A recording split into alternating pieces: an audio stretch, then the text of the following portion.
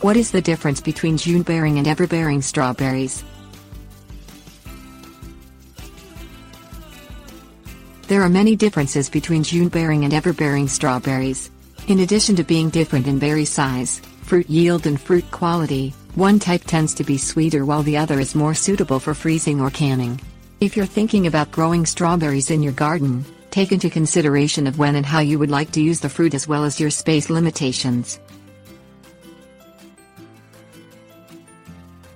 Appearance. In general, June-bearing and Everbearing strawberry plants are fairly indistinguishable. Their leaves are the same size and shape, as are their stems and runners. The two plants resemble each other most when they're young, before they have produced a significant crop of fruit. Once June-bearing plants have produced fruit, they begin to spread out and produce new plants. So, strawberry patches that undergo notable growth later in the season are identifiable as June-bearing strawberry plants.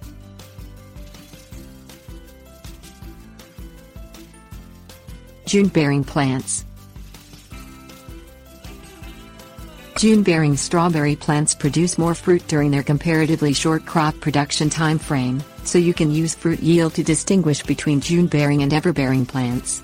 Also, as the name suggests, June-bearing plants produce fruit once per year in late spring or early summer.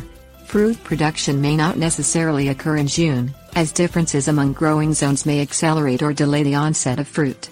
When and how the plants are planted and cared for also play a part in when June-bearing strawberries will appear and ripen.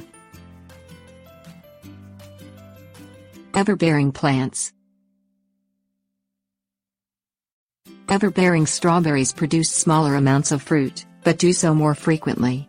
It's not uncommon for everbearing plants to produce ripe fruit in the spring, summer and fall.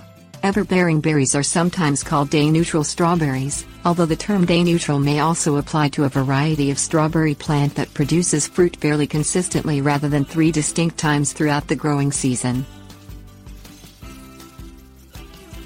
Growth differences. June-bearing plants grow fastest after their fruit ripens. When they no longer need to divert energy to growing berries, they spend the rest of the growing season producing runners and spreading. The runners consist of leaflets on long stems, which quickly put down new roots to produce new plants. Everbearing strawberries, which divert more energy into fruit production, have less energy to spend on growth. Consequently, they will still produce some runners during the growing season, but they will not produce as many or spread as prolifically as June-bearing plants. Fruit flavor and freezing quality. There are many cultivars of both strawberry types, and each has unique berry traits.